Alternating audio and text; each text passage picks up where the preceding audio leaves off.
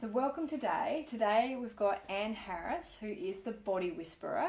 And Anne is, I don't even know how to describe you, Anne. Your work is incredible, like your healing work. So Anne is, the best way I can describe Anne is a healer, but she does call herself the Body Whisperer. Yeah. And I want to ask you a little bit more about that, because what is a Body Whisperer? Well, what I do with people is help them interpret and treat pain when it shows up in their body. That's the easiest way that I can explain it. That's good. It's not just me. Yeah. And what does that actually mean? Like, you go through a scenario of how there's pain in the body, and then after they work with you, it seems to disappear. Okay, so I believe that all pain is an emotional block that's got stuck in the body, and I work with people to help them find out what that block is and release it. And pain is a message from the body letting you know that something needs to change. And once you understand what that is and you're willing to make the changes, the pain will go. So you're just pretty much looking for what that change in the body really is. Yes. And just you're looking for that, helping to find that within a person. Yeah. And then that's so much easier than taking a lot of pills and drugs. And I mean, just with some of the people that I know, of how expensive it is to be constantly having massages, chiros, physios. I mean, it really can add up. Yeah, it really can. And all you're doing when you're having treatments like that or taking medication is suppressing the pain. It's still there, but you're just using like a band-aid solution to cover it up for a while. But what happens is, if you don't listen to what your body's telling you and deal with what it's showing you, the pain gets worse, and then it can become disease later on. So you really want to get in quite quickly when the pain starts, so that you act on it and it can leave the body. And that's all we want, isn't it? Yeah. To be, live a life that's pain-free, because it means that we can do more. Yeah. Yeah. Because the thing is as well, even if you have an operation to remove that part of the body that's got the pain, you can't destroy energy, and the energy will just move to a different part of the body and say, here you are, now you can listen to it from this point of view. So the body is absolutely amazing, and it will tell us exactly what we need to do. If we listen to it. If we listen. That brings me to my next question, is how do we do that? It seems like I've heard people say before, listen to your body, but what does that really mean? See, I can work with people in two different ways. So I can either talk to them during a session, if they're open to that, or I can do a silent session where we don't need to say a word between us. And the energy will work exactly the same way. So what you're doing is, when you're listening to your body, you're giving it a chance to get back into energetic alignment.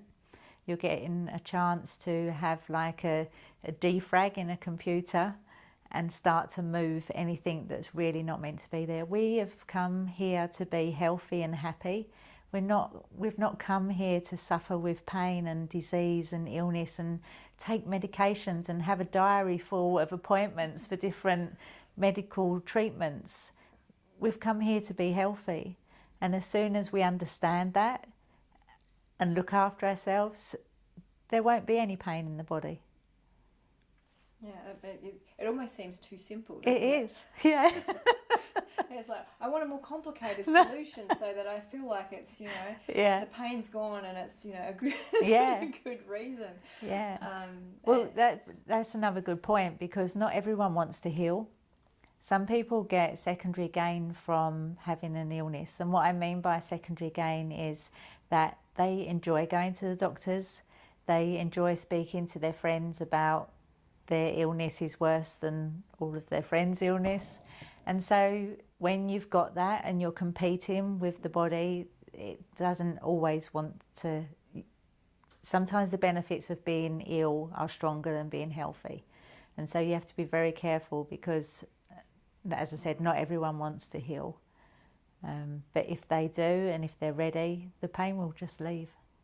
What's the quickest, the quick, like with, you know, all the different people that you've worked with, you know, over the years, what's been the fastest turnaround that you've actually experienced yourself?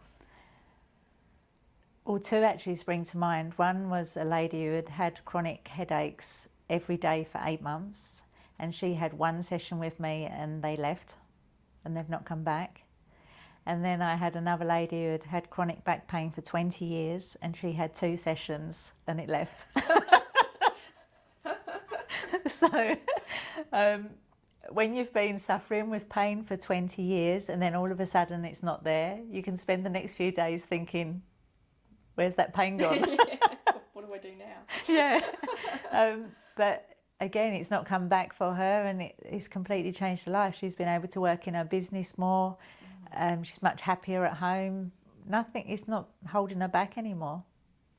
Because that's what pain can do. If we're not careful, it can really hold us back from being successful. Well, that's another kind of pain, isn't it? Yeah. You know, I mean, that's, you know, physical pain as well. Because when I'm thinking of pain, I'm thinking of, you know, the physical pain.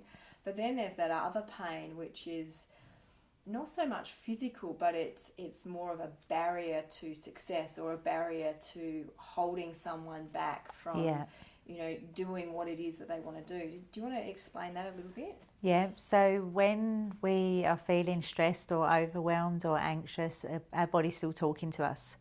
And generally it's telling us that it's time to start moving forward and to not hold on to fear anymore that's holding you back. But it can be hard. Fear can be such a strong feeling that it can paralyse people. But all you're doing is just listening to what's happened. Maybe there was a past experience that's happened before in childhood that's not even been remembered, or you've never even thought about it in the last 40 years. But it was something that one person said to you that has held you back, and it's just really about getting to the key point and then letting it go. That's it. And that's incredible that, you know, the anxiety and the fear itself is your body speaking to you. Because at the time, it just doesn't feel like it's helpful. No, definitely not. And we've all been there where we've felt that. And it's really about moving forward. And the thing is, as soon as you do, it leaves.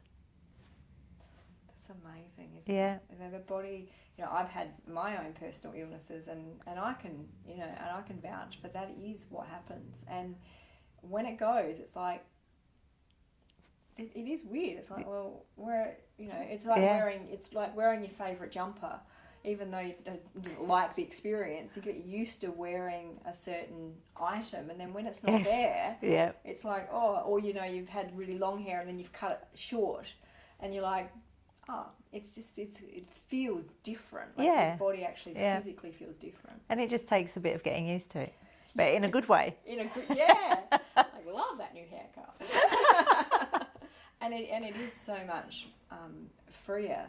And what I've noticed, because I've done, you know, work with you, Anne, and it really, you know, the next time I went into that same situation that I would normally have had, you know, a reaction in my body, you know, it wasn't there. Yeah. So and it was like, hold on, isn't, you know, normally this happens, and then so there's that sort of short time frame of, okay, waiting. Oh no, it's all good. Yeah. And it's just not there anymore. You know, the pain is just not there. Yeah, it's great, isn't it? Which is but still, my brain is going. It was there, and this is what normally happens, and because, you know, the body's preparing, but it's like, well, the mind's preparing. Yeah, because the mind always wants to keep us safe, and so it doesn't like new experiences because then it has to go and work harder to just keep us safe all the time. So when you take that step forward and it is safe, the brain goes, okay, I'm all right now. I'm okay, I'm all good. There is no cliff there. I thought Yeah. there was a massive cliff. It's not. It's a road. You're all good. Yeah. Great. So what is it that you, in the experience that you've had with people, that, like, a piece of advice that, you know, you've found to be really helpful when working with your clients? That's quite a difficult one because all of my clients are so different and a lot of them are skeptics. And so I have to be different the way that I speak to each person during a session. And especially with men, if I work with men, then 9 times out of 10 it's a silent session because men don't like talking about their problems. And I'm not one to go in, delve in deep and wanting to dig up all the past and, you know, spend weeks dealing with one situation. We go in, we deal with it, and we move on. So I would say my main point of advice would be that if you are suffering with some type of physical pain or illness, don't keep suffering, because there really is no need to keep living a life that's half lived.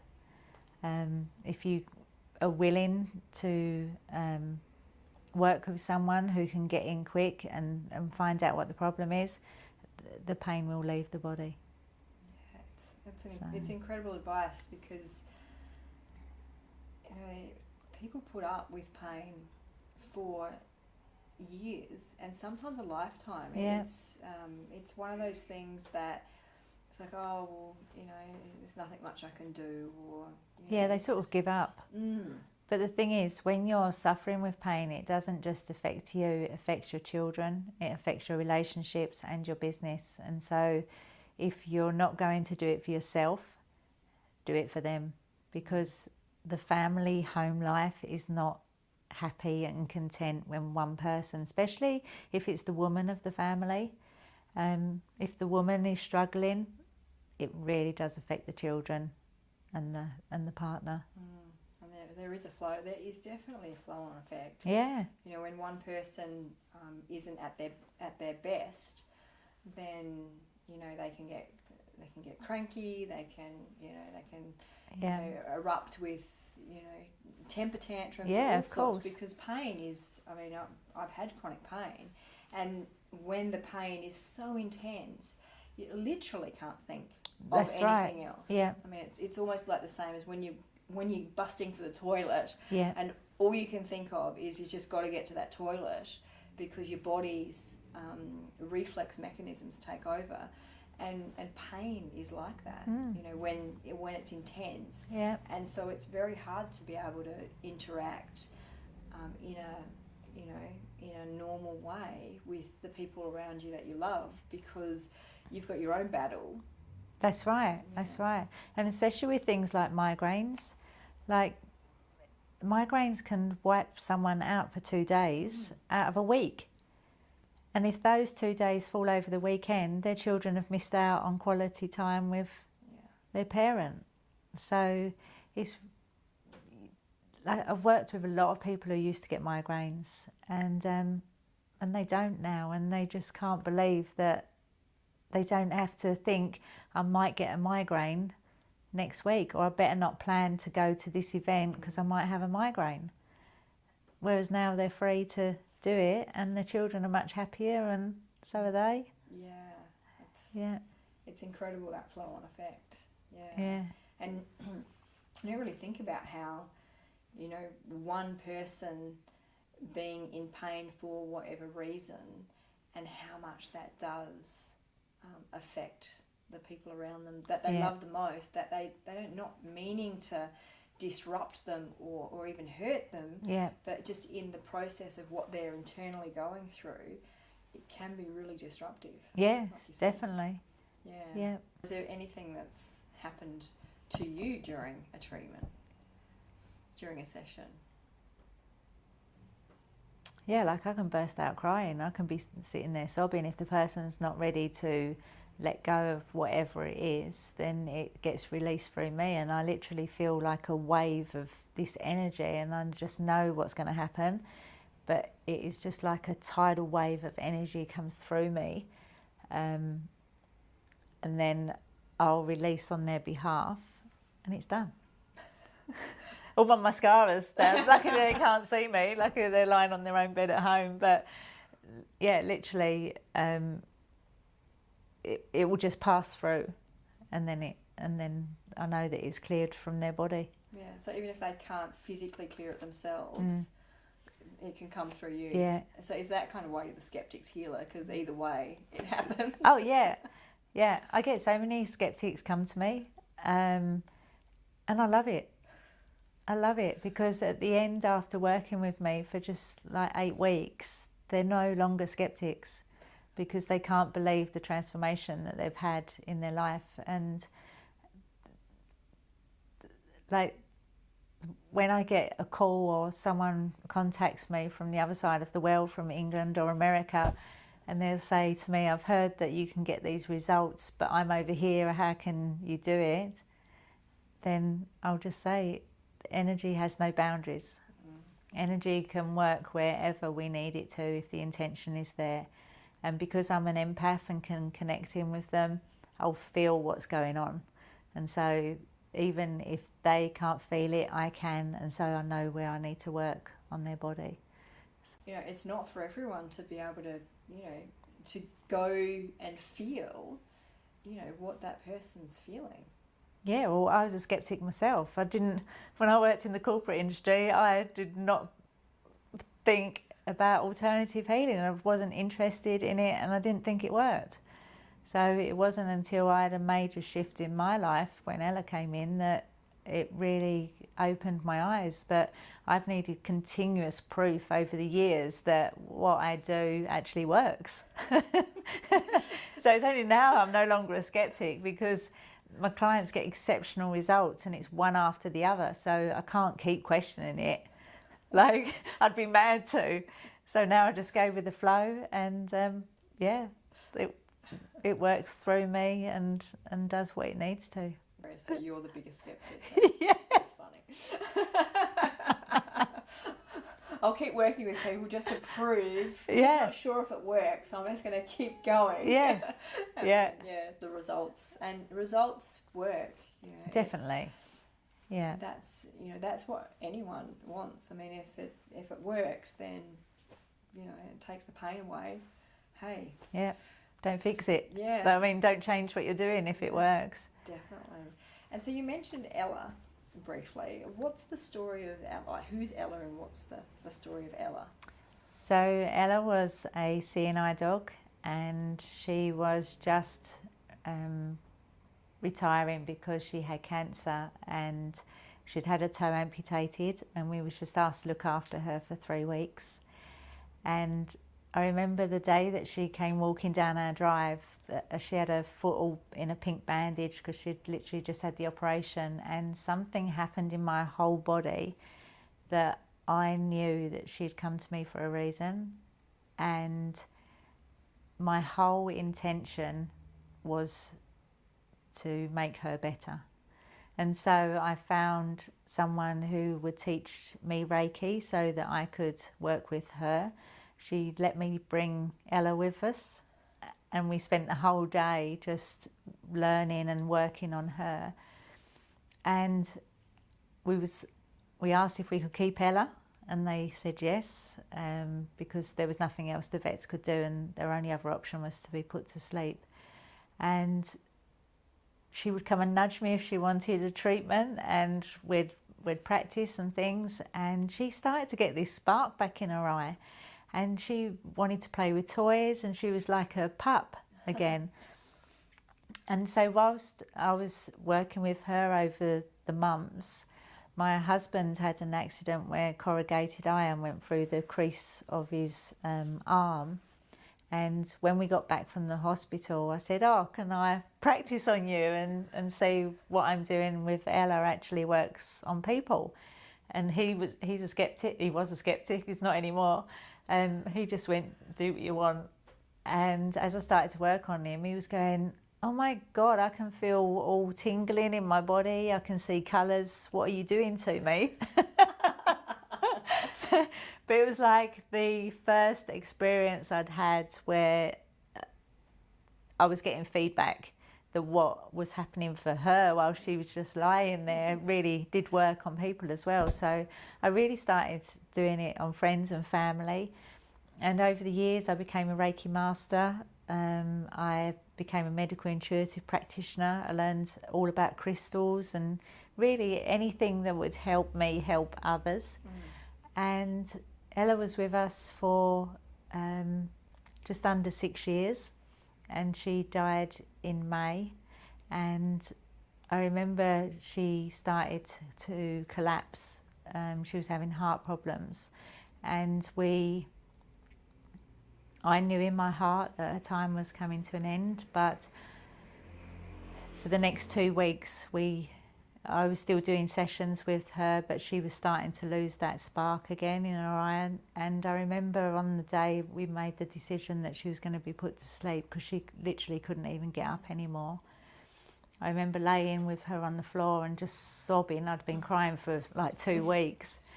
And I just said to her, Ella, I'm not going to do what I do anymore after you've gone. And I remember that she just raised her head and looked at me as if to say, are you kidding me? And I just knew that I had to carry on with what I'm doing because she was so special. She changed my life.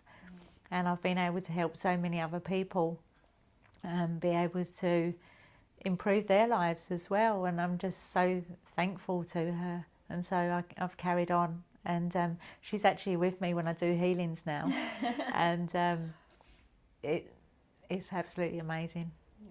And I talk to her. I've done animal communication as well when she was alive, because my whole thing was that I would work with animals.